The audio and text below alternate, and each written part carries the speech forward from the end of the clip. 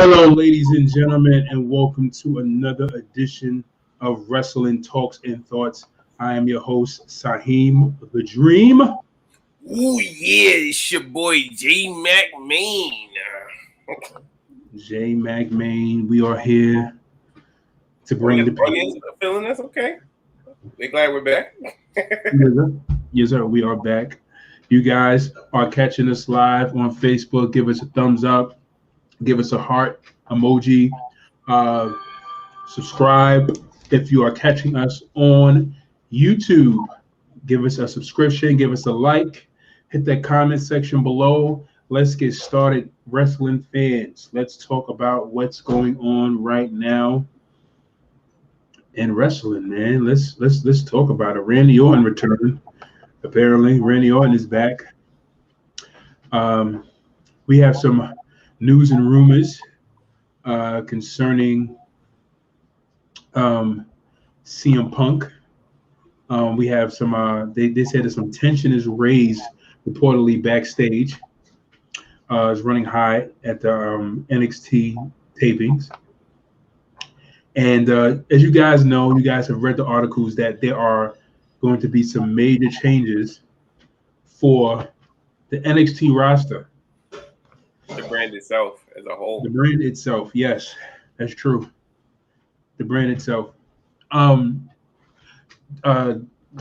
it Travis? Travis put up a post just recently in the group chat mentioning the other con.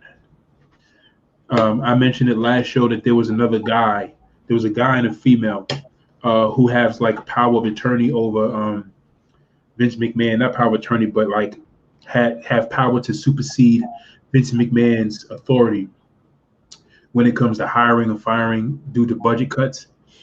And that guy name is something Khan, whatever his name is. Oh yeah, I remember. That's when I think Tony Khan was going in. Yeah, he cut a promo saying that he's the real Khan, and the other one is an imposter. He's an imposter, right? So I guess he was an imposter since birth. This is ridiculous. He's older than Tony Khan anyway.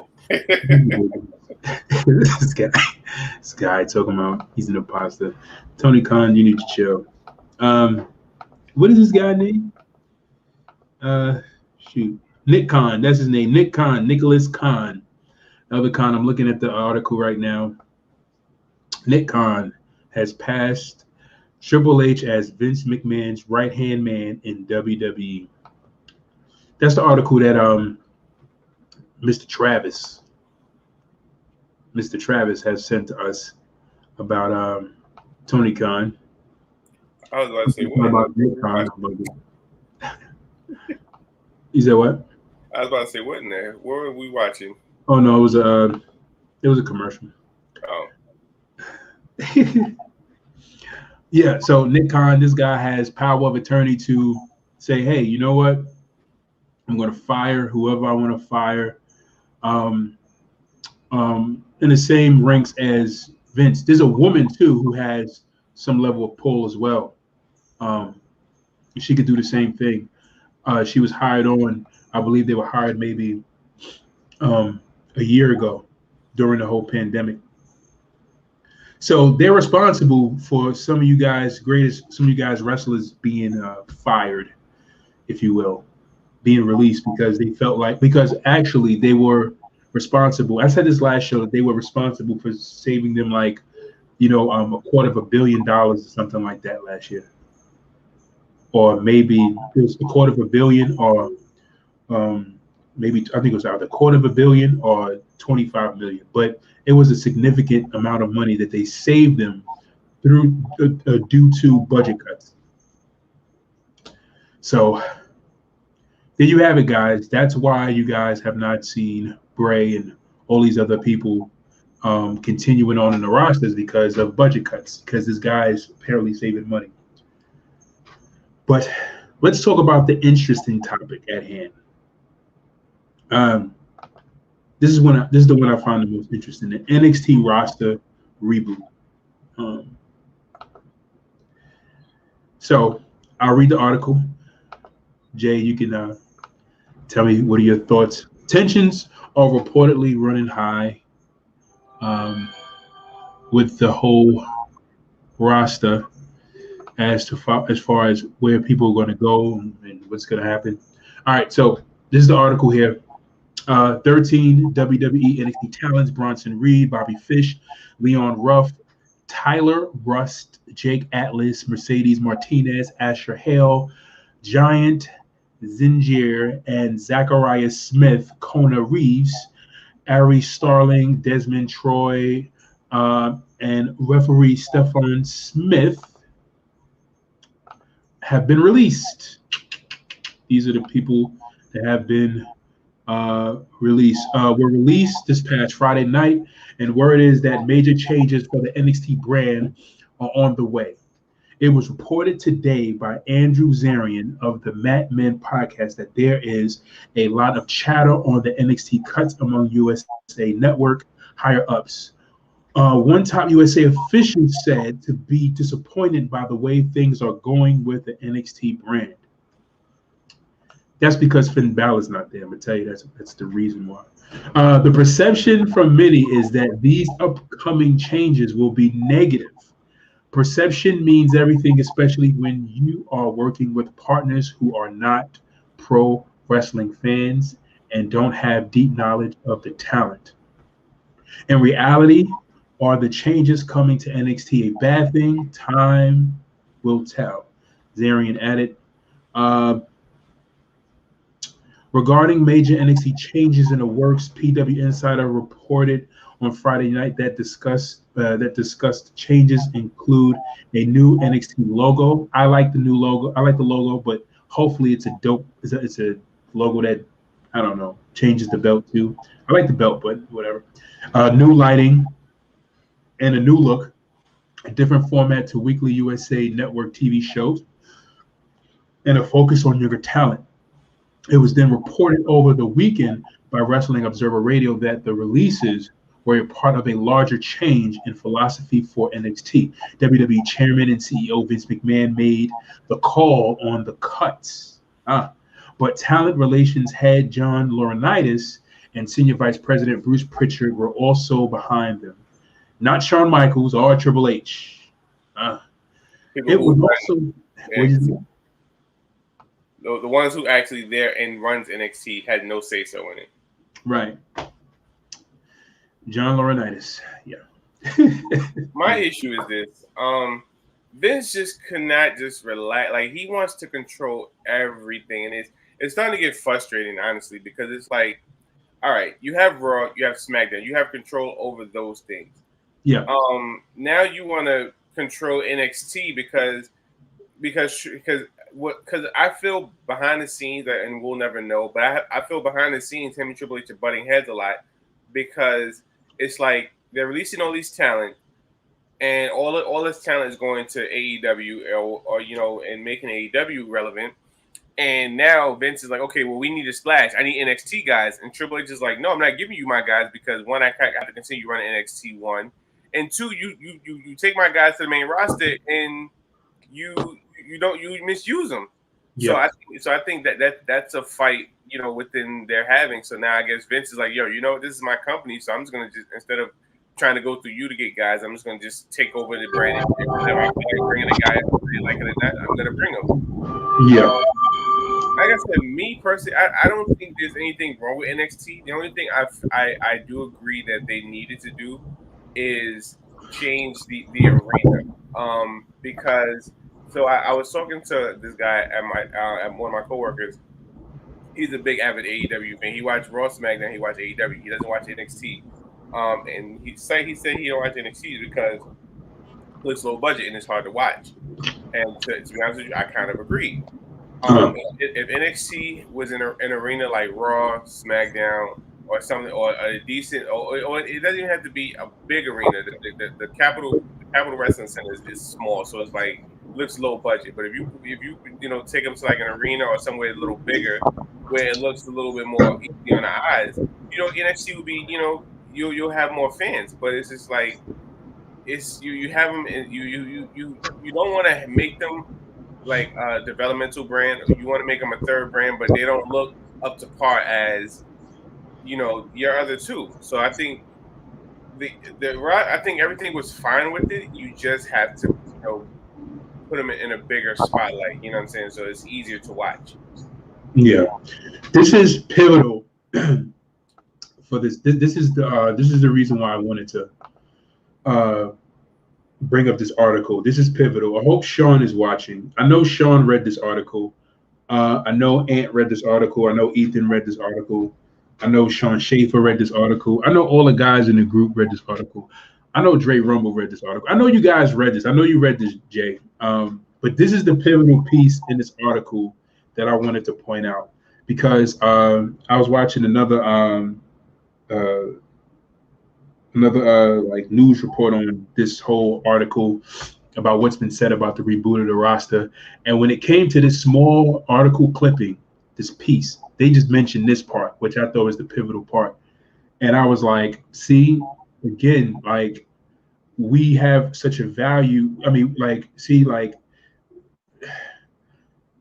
there's a way that we understand things. There's a way that Vince understands things, but there's a formula that works, and it really works. And the fact of the matter is, it works. And I'm gonna get into that when I read this part. And this part is this. It was also said, this is part of the article. It was also said the new goals is to return to the older style of WWE developmental for NXT with bigger and younger talent. It was noted that the direction for NXT is no more midgets, no one starting in their 30s. WWE wants developmental to include people that can be box office attractions and main characters down the line. So what's going to happen is they're going to start slimming everything out. Like they're going to slim it out. Like so, in order to even be considered WWE talent, like you gotta, damn near look like Brock almost. You know what I'm saying? Or look like The Rock, or look like the next Austin or something. But you just gotta have some appeal about you. They said no more midgets, right?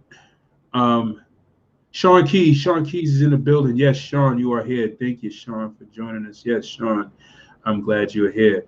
Sean eyes is wide open. He says, "Oh, I'm here." Excuse me, I got COVID, so bear with me. Yes, Sean said he's here. Yes, but I wish Ant was here. Ant need to be here too. Ant and Ethan would love this conversation. But no more midgets. They said no more midgets. Bigger guys, older style.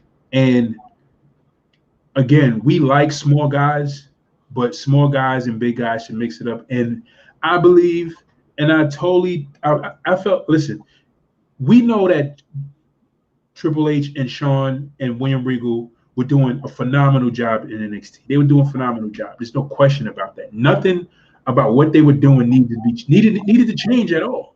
I agree. But Vince wants a bunch of Hulk Hogans. He wants a bunch of Goldbergs. He wants a bunch of Ultimate Warriors. He wants a bunch of Brock Lesnar's. He wants a bunch of big guys, and he feels like that's money. Which I, in that defense of Vince McMahon, agree with Vince, is that when a person thinks of a wrestler, they don't think of Adam Cole. They don't think of Roderick Strong. They don't think of Bobby Fish. They don't think of anybody of those sides. They don't think of Daniel Bryan. You know what I'm saying? They don't think of CM Punk. They don't look at CM Punk and say, oh, he looks like a wrestler. When you look at Ultimate Warrior, he looks like a wrestler. You know what I'm saying? There are people who look like wrestlers and people who look like, like they were chosen out of a freaking lineup at a basketball game for like, in a gym and for a basketball game. You know how you like pick a random guy, to be on your team in a basketball game? Like Adam Cole looks like that guy, like that random white dude. You'd be like, yeah, you Adam. Yeah, you come on my team. Like, he don't look like a dude you're going to get in the ring with. Sean, if you tell him, Sean, listen to me, bro. If you're saying to me that you look at Adam Cole and you say he looks like a wrestler, come on, son. That's not, you can't be, that's not, and it's like, you seriously, some of these guys don't look like wrestlers. But they are good wrestlers. Like Finn Balor is one of my favorite wrestlers, but Finn Balor don't look like a wrestler. He looked like an athlete, but he don't look like a wrestler because he's in Okay. shape. So all right, let me chime in real quick. See, and here's a problem. At the end of the day, we can't have times has changed. You know what I'm saying? Let's just be clear. Like times has changed, and you can't keep having this old school 1990 mentality. Like yo, you have to look like a wrestler because all right, all right, let's take AEW for instance. Uh-huh. AEW only person on the AEW roster that looks like a wrestler is Brian Cage. If you look up and down that roster from Cody Rhodes, Aleister Black, even Hangman Page, and Darby Allin, they don't like wrestlers, but they go and shut the show down. You know what I'm saying? So Mhm. you can't have that. I need somebody to look like a wrestler attitude. Like you have to, change with times. Like, you know what I'm saying? Like, Yeah. okay, you may not look like a wrestler, but when you go out there, you put on a show. You know what I'm saying? And that you have to look at it from that aspect of it. And that is Vince's problem to me. You Right. can't try to go and bring back because Stone Cold didn't look like a wrestler. If you want to be honest. I mean, he does to me.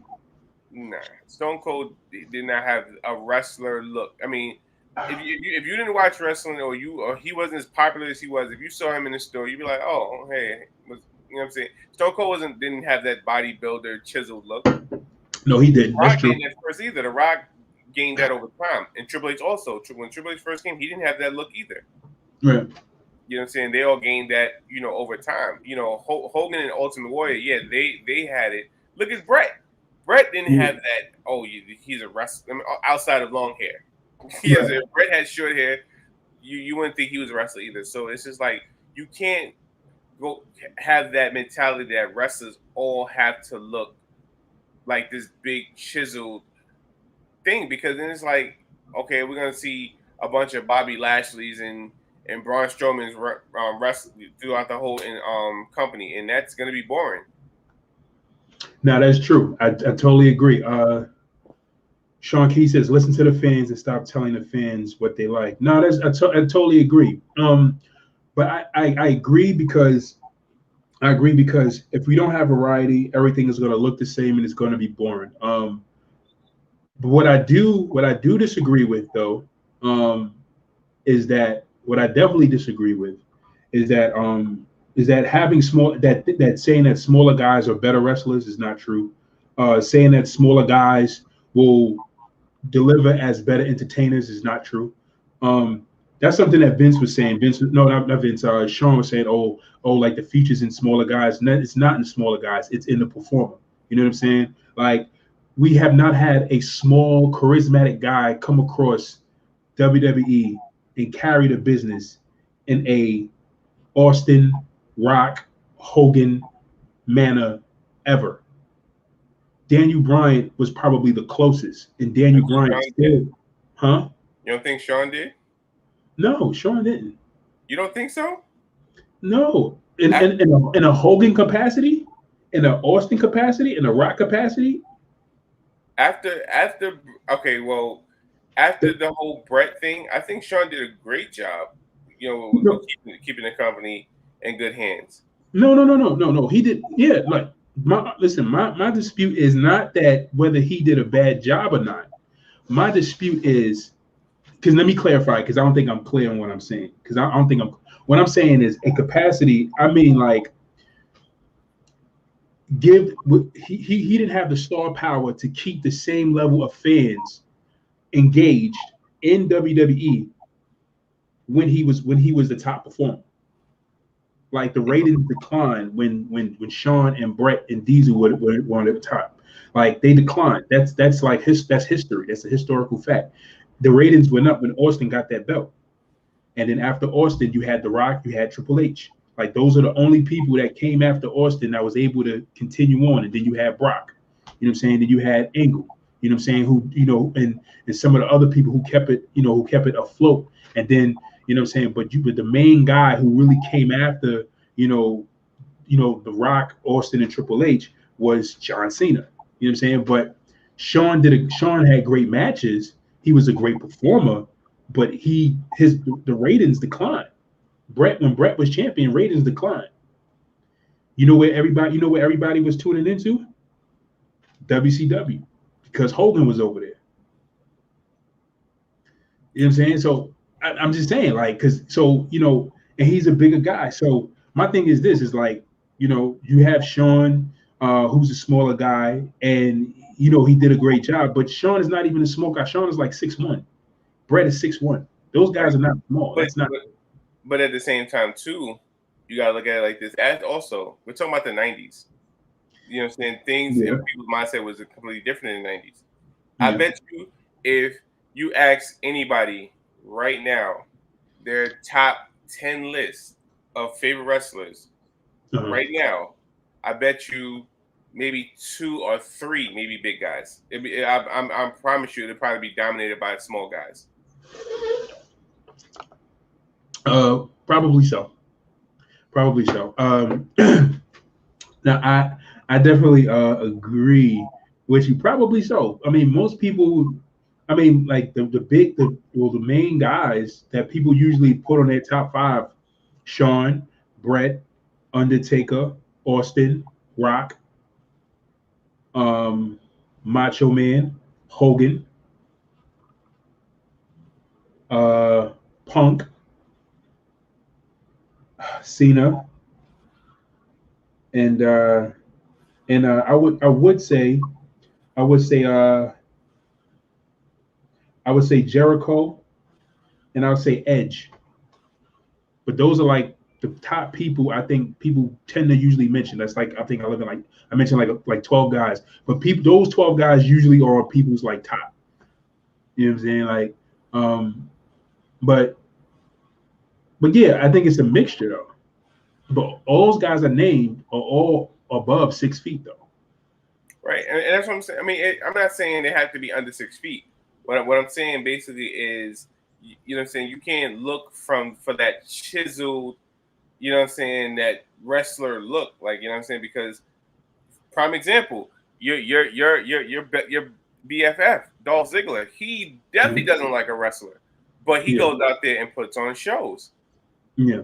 Now, can he carry the company? No, because the fact that he doesn't have that star power. But at the same time, you're gonna give away talent like that to go somewhere else because you want bigger guys. So you're gonna have a company full of big guys where you're gonna have the small guys dominating. Because Brett said it best in WWE, the heavyweight title was the main title, but the Intercontinental title was the workhorse title. And he felt that when you had the Intercontinental title, a lot of times they put on better matches than the heavyweight title matches. And the Intercontinental division was mainly ran by smaller guys. All right. Before I even go into that run right there, because I understand Brett's point of view. Sean says Hogan was a bigger name. That's why they tuned in. Wow, not because of his size. Nah, bro. Like the name and the size meant a lot. Like, Sheamus looked like a wrestler, and you hate him, but love Lil Dolph.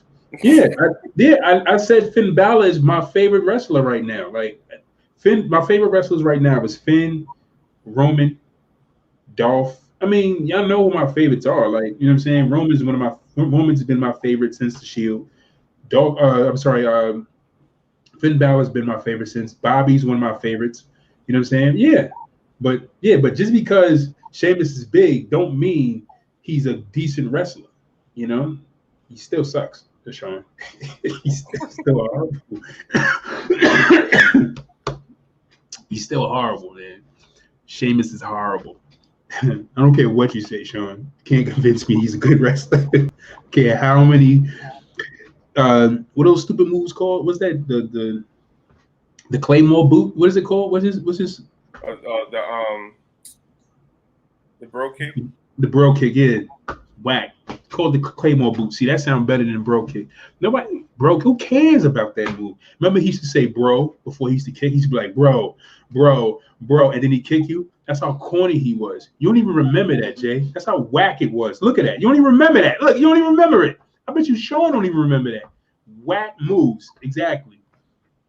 Man, you need to tell Sheamus take it, stop lacing his boots. Anyway, let's get anyway. Size matters.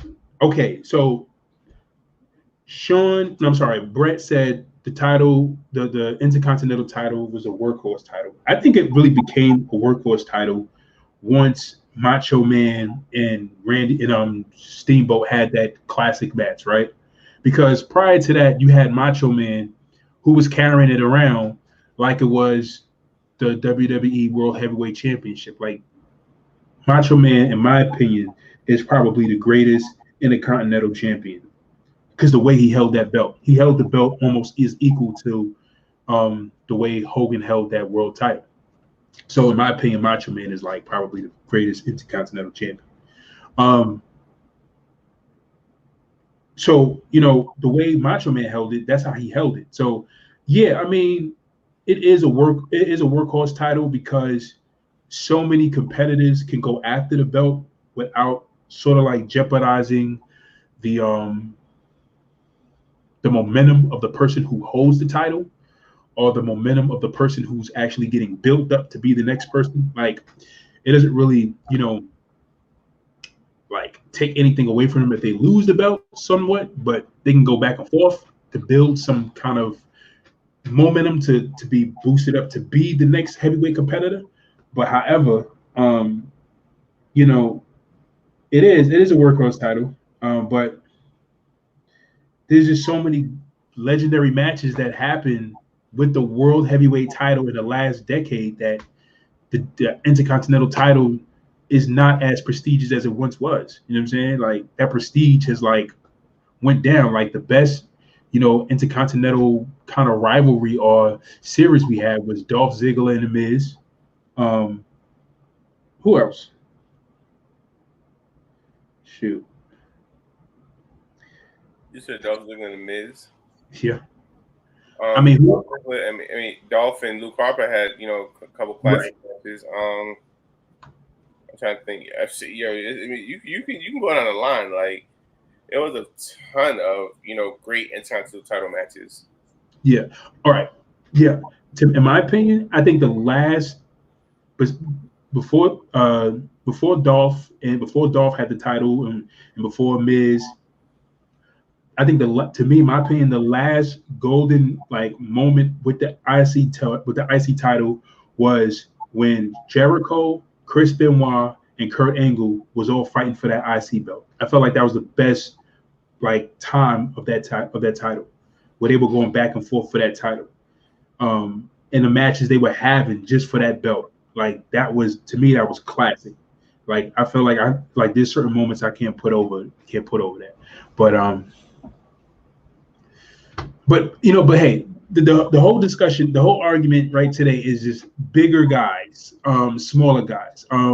Again, like I said, I don't totally agree with Vince 100%, but I do understand and I do feel what he's coming from with there being bigger guys, because again, Spud Webb don't look like a basketball player, right? Bless you. Right. Spud Webb don't look like a basketball player, but how many Spud Webbs do we have in the NBA? Right? He's an anomaly. Like, you know what I'm saying? Like he's few and far in between. You know what I'm saying? So again, like, but we have more Kobe size players, we have more Ron Artest size players, we have more Clyde Drexler size players in the NBA, because you know why? Their height and the dimension and their reach and their speed and all that stuff means something. Like it's part of the appeal. You know what I'm saying? But you only have one Spud Webb, one Muggsy Bogues. But again, I'm not totally against it, but Cody Rhodes retiring. Cody Rhodes retired. So Um, did you see AEW last Yeah, week? I watched it. What did you think? It was a pretty decent production. Let's see. The main event was it was. I didn't expect Cody to get dominated like that. Um, and then the whole and but I guess it was more so for him to say.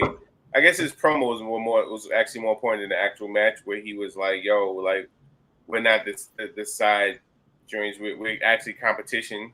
Um, you know, I'm trying to remember what else happened. Okay, so I know yeah, that the female who's challenging the other girl for the title. I guess that's their Ronda version of Ronda Rousey. Little oh, you talking short about girl. the short girl, Yeah, chubby one? Oh, the short chubby one is supposed to be like their version of Ronda Rousey. she looks like her. Was she like a former gold medalist or something? I think so. Because she looks very athletic. Like her legs were really huge. She looks like she like does a lot of squats. Like she looks very, very toned, very in shape. She does look like that though. She does look like an Olympic competitor. Can't even lie. Yeah, that happened. Yeah, the Cody Rhodes. Okay, so my take on AEW, before we get into Cody's possible retirement, it was good. I enjoyed it. I enjoyed it. I really enjoyed it. I seen it and I was like, yo, this is a better show than Raw. I was Yeah, like, of course. I said I'm annoyed with the costumes. I'm like the costumes irritates me because it makes me want to turn the channel, but the wrestling is keeping me engaged. What they like, I could tell by you could feel the consideration. It feels like NXT. It feels like it's being cared for properly. Like you feel Right. it. So I'm just like, yo, like as they begin to piece everything together the way the way that they want to do it, this is going to be something amazing when especially they get to that as they keep building because they're already I heard they're pulling in a consistency of 1 million views now. That's crazy. Just like that. I completely agree with Sean. I believe that's exactly what it is. Think it's a way for Cody to take time off for the baby and hand his other shows he's doing. Yeah, I think so too. I didn't know that he just had a baby. I know I Really? haven't seen Brandy on TV for a while. Yeah, that's why because Brandy was supposed to because Brandy's actually supposed to fight Jade. It's supposed to be Jade Cargill and Shaq versus Brandy and Cody. But when Uh-huh. Brandy got pregnant, that's when she ended up going out, and that's when they end up putting I think Velvet Sky, I think her name is. But yeah, they recently had the baby, so yeah, so I think that Cody definitely wants to take time off because Brandy hasn't been back since. Yeah. Uh-huh. So if you give him time, sit back, spend time with the family, I guess his firstborn, just do that. Yeah, because if Cody talking about he retiring, I'm like, what? I'm like, bro, you ain't even AEW. You never been AEW champion. You helped build this, and you didn't even hold the gold strap. Please please, don't none of you guys. Again, if you, oh, I'm sorry. Before I even go into my tangent, you guys, again, if you guys are tuning in, you guys are catching this, give us a like, give us a thumbs up, drop a comment in the comment section below if you're catching this on Facebook Live. If you are catching this on YouTube, give us a thumbs up. Give us a comment in the comment section below. Hit the subscribe button, hit that notification bell so that you can get notified of every time we go live on YouTube. Listen, I'm gonna say this right now, man. What was I gonna say? Shoot. Yeah. Oh, don't none of you guys tell me nothing about you know, he don't have to be AEW champion to be seen as a real legend, or I mean, to be seen as like a real champion. It's like, nah, bro. Cody need that belt. I don't care what nobody say. Cody need that major title. You know what I'm saying? Like the only major title he's held was the Ring of Honor Championship. He didn't even hold. I don't even think he held the New Japan Pro. The only belt he held in New Japan Pro was a United States title, right? Mm-hmm. That was it. He ain't even hold the New Japan Pro Heavyweight. But at the same time, for some guys, it's not all about the heavyweight championship. For some guys, and Cody's older. You know what I'm saying? Like if he was a young buck in the business, you know what I'm saying? No point intended for young bucks, but he was young in the business. Then his mindset would probably be like, yeah, I need to be, champion. I want to. That's my dream. But as far as his accomplishments, honestly. Yeah, I know you're gonna hate it, but he really doesn't have to be AEW champion because he had the horrible TNT title, but the fact that Cody Rhodes was one of the ones who helped build AEW and he had classic matches without being heavyweight champion. I think if he does retire without being AEW champion, I think he'll be fine. Yeah. No, Jay. Jay, I can't. The reason why I can't accept that because we all have these conversations, right? About what if Razor Ramon was champ? Like why didn't Razor Ramon ever become world heavyweight champion when he had many opportunities to become it? And WWE and WCW. It's a lot of names out there. You could throw Mr. Perfect, you could throw Rick Rude, you could throw Rick Rude. Right. It's a ton of guys who never won, but then that doesn't take away from the legacy nor take them out of the Hall of Fame. Yeah, right. No, it's not gonna take him out because he's a legend. Like Cody, to me, like he's a legend. You know what I'm saying? Like that stuff is never going to take Cody out of legendary status. Sean says, I agree. He started a company to rival with WWE. Because you hear in his promo, he said they didn't fire me, I fired them. Yeah, and it's like, okay, like you fired them, you broke Triple H's, throne with his sledgehammer. Yeah, we got it, Cody. But it's like, yeah. But it's like, bro, like who the heck wants to be that guy that always makes it to the championship and never wins it? Like, you know what I'm saying? They become another Reggie Miller or another Sean Kemp. You know what I'm saying? Like, like that's the one thing about David Robinson that's always the dopest thing. I remember being young, looking at Karl Malone, looking at Charles Barkley, looking at Sean Kemp, looking at David Robinson and Clyde Drexler, and you had Jordan and all these other guys. And I remember the five guys I just named were like major, like very popular. They were popular when we were kids, right? They were very popular, right?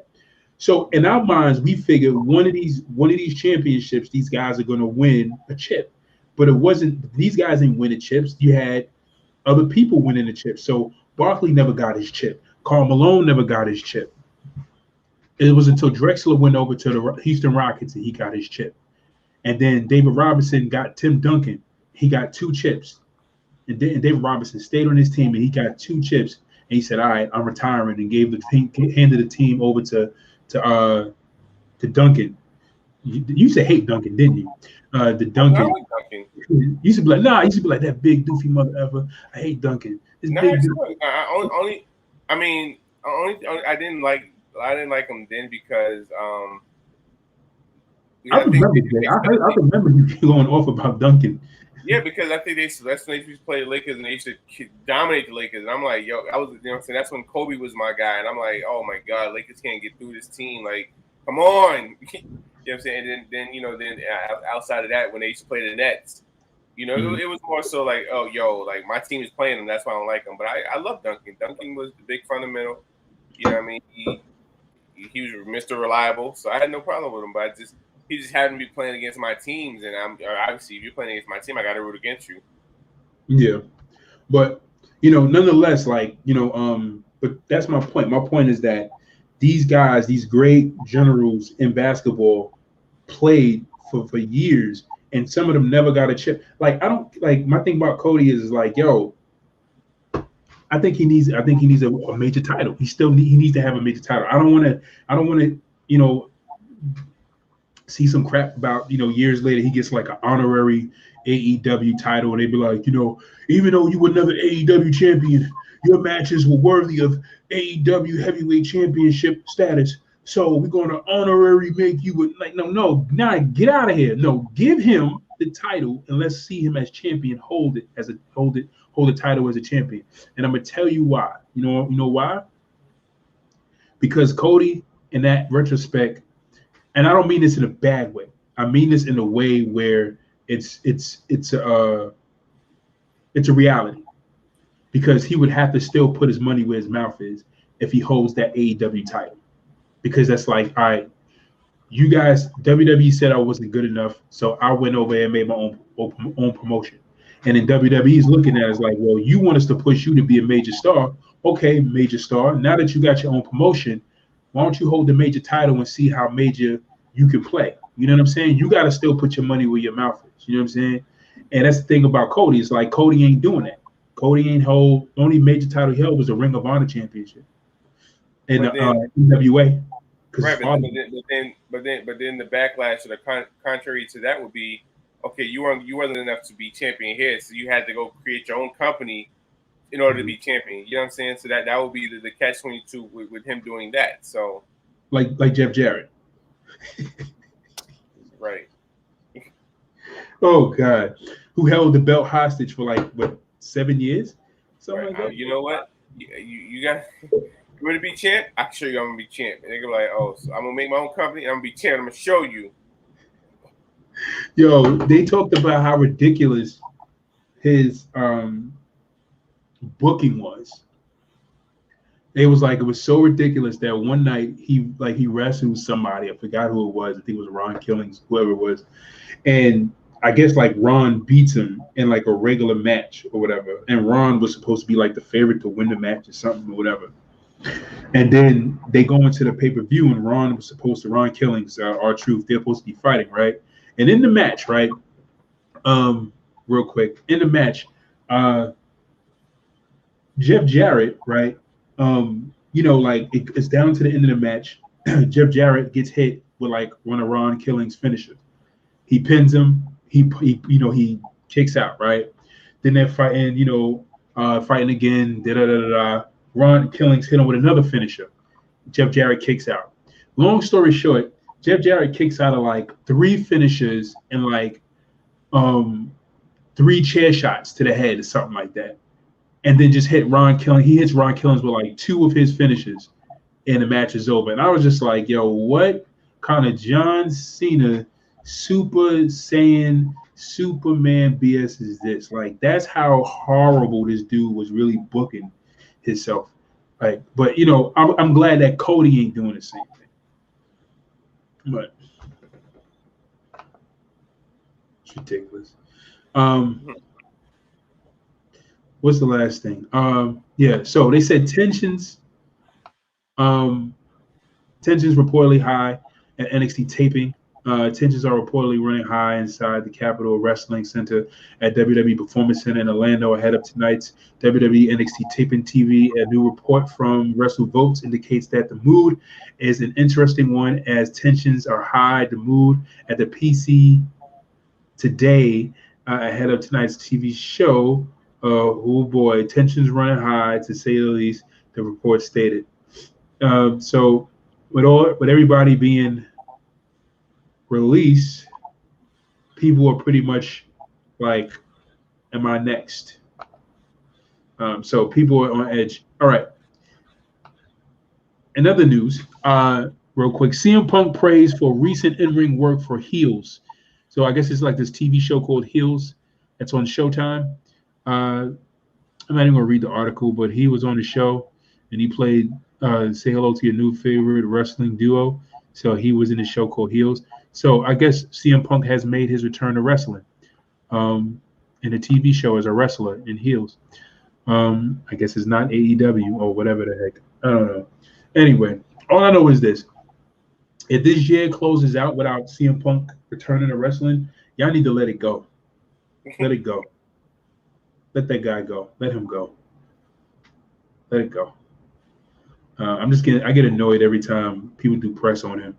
And then they just like, they're like, oh, he's returned to wrestling. And then it's like, oh, he was in a TV show. Or CM Punk returned to WWE. And then it's like, oh, yeah, he returned to WWE, but he returned like on a talk show. Was it Talking Smack or whatever, backstage or whatever that thing was. Backstage, yeah. Yeah, backstage, right? And it's like, I didn't even watch it. I didn't care. I was like, if you're not getting in the ring, I don't care what you have to say about wrestling. I don't care. I was like, his only thing, I was like, to me, it's just gonna be a bunch of crying to me. I was like, bro, I'm done. So if he don't step in the ring, I don't care. I don't care what he does. Agreed. I'm not hyped for this, for his return. To be honest, yeah, man. I'm just like, again, because if he, again, it's two things. My thing is, he don't return, then again, bro, you couldn't handle the pressure. So he was just a big crybaby, like. CM Punk, the crybaby. That's exactly what you were. You were a crybaby. You couldn't handle the pressure. You folded under the pressure and you quit. You know what I'm saying? It was like, yeah, WWE's a bunch of idiots. They're a bunch of jerks. But I'm like, yo, but when they give people favor, Vince sticks by these people. Like, he gives these people whatever kind of comp lunch. And I'm like, yo, bro, if Vince and Triple H did not believe in you, they would have not put the title on you so many times and then gave you the longest modern day run. Right. And you still complain, you still cry about people getting opportunities, and it's like, bro, it's like, yeah, but be there to make the changes. And then the same dude he tried to hate on, which is Triple H, is the same guy that was making opportunities for other superstars that made to the main roster, and we got to see why the opportunities weren't being dispersed properly because of Vince's creative directions and some people he hired backstage. Yeah. Anyways. Well, ladies and gentlemen, we are about time. We are about past our time.